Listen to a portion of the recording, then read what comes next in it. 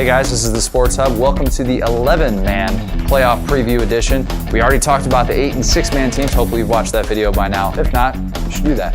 But we're going to talk about the 5 games in the Hub territory today that are going to be 11-man games. The first one that we're going to talk about, Class A, Kearney High, a rematch of last week. They took on Norfolk at home and won that game, a game which they won pretty convincingly. Won that game 37-24. And really, Norfolk, different team without their starting quarterback, Gunnar Fuelberth, a kid that tore his ACL a couple weeks ago, and Norfolk is still playing without him. This is a team that, yes, they'll be the 8 seed. They're going to be the home team. Kearney's going to have to travel, but I don't know if there's a lot of people in the state that are thinking that Norfolk is a true number 8 seed. This is a really nice draw for the Bearcats. If they can establish what they did last week, which was establish the ground game with Jacob White, try and take to the air a little bit with Peyton Pocock, Dylan Nickel, and then just play good defense, good solid defense, Bearcats should be in good shape. The one thing to watch for, though, I did see that the Norfolk passing game got a little bit of momentum late. Meyer, the backup quarterback, came in and really found his groove a little bit. So they're going to want to take the game film from that fourth quarter and be able to apply it next week. If Kearney High gets past this first round game, they could have Omaha North coming into town. That would be a good one. In Class C1, Cozad will look to defend its title. They start against Fort Calhoun, number 13 seed. Cozad, the number 4 seed. Haymakers have a lot of things going for them heading into the playoffs. Brian Cargill's defense really playing well in the second half of the season. They've won 5 in a row since that tough loss at home against Kearney Catholic. And the Haymakers just doing it with a lot of different playmakers. They have Chase Dugan, they have Jason Finnegan, and then we always talk about Connor Young, Colin Witovic. Just kids that really know and understand this system that Brian Cargill likes to run. That defense has just been playing so well. Mitchell Fisher, and you got Jordan Henry in there. Guys that have just really put pressure on the opposing team's quarterbacks, getting into the backfield. Haymakers are going to be dealing with a team that's going to be traveling a long ways. I think it's over 250 miles that they're going to have, that Fort Calhoun is going to have to travel to get to Cozad.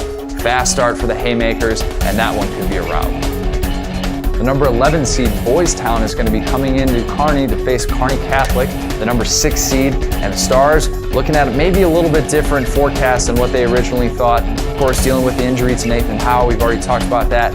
And just with the Stars right now, still kind of an adjustment period. Yeah, you got the nice regular season finale win against Holdridge, but a team like Boys Town might present a little bit more of a problem defensively for what Kearney Catholic is going to try and establish, which it has to be balanced. John Masker, Brady Holtmeyer are going to have big games. Bryce James coming back for the Stars. He came back in the regular season finale. He's going to have a big game for the Stars, and the defense really going to have to. That front four is going to have to generate a lot of pressure. These are 2 of the best defenses in C1. This is going to be a good low-scoring game, I think, but Kearney Catholic going to really have to take over in the battle of the trenches. If they do that, and then if they can avoid the costly penalties, the Stars should be moving on. Number 12 seed Gibbon is going to be traveling to take on number 5 seed Aquinas Catholic in C2. This is a first-round game with a couple of 8-1 teams, and if you're Gibbon, you got to be thinking, great, we just got a district title, first in school history, we're going to the playoffs, first year in C2. But they didn't face a playoff team all year. Mark McLaughlin talked about the fact that his team really was going to see what it was made of in these closing games. And if they got to a second round playoff game, going against the best competition that the Buffaloes have seen all year, Aquinas Catholic, definitely that. This is a team that hasn't lost since the first week of September, a team that hasn't even played in a close game since the first week of September. Gibbon can kind of keep things close with Jeff Hall, Braden Snell, guys that have been so important for that team this year. Look out, because they're going to try and take over the tempo of this one. They want to be able to establish that ground game with those 2 guys specifically. And if they can do that, who knows? Maybe Aquinas Catholic is in an unfamiliar territory down the stretch.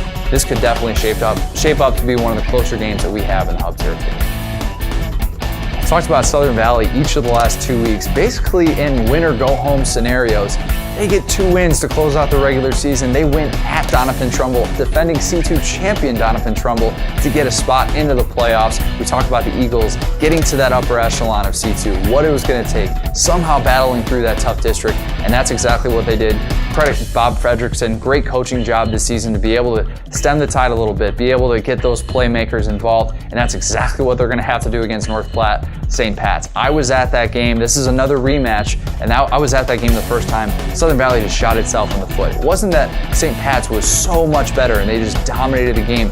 Southern Valley just made too many critical mistakes. Jeremiah Perkins went down in that game with a shoulder injury and didn't return.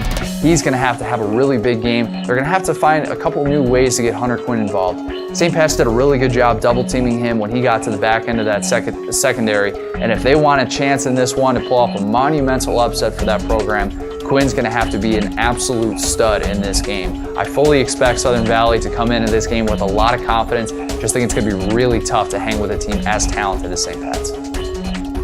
Well, there you have it. I've talked about all 12 playoff games that we have in the Hub territory. Like I said before, make sure you're picking up a copy of our print editions of all of our preview information. You're definitely going to want to check that out. We go a little bit more in depth with some of the other teams, some of the opposing teams in the Hub territory. So it's going to be exciting. I'm really looking forward to it. We're going to be covering 3 games in a 2-game span. That's just how we do, I guess, in the Hub. So for Connor O'Gara, this has been the Sports Hub. Happy playoffs. Take care, guys.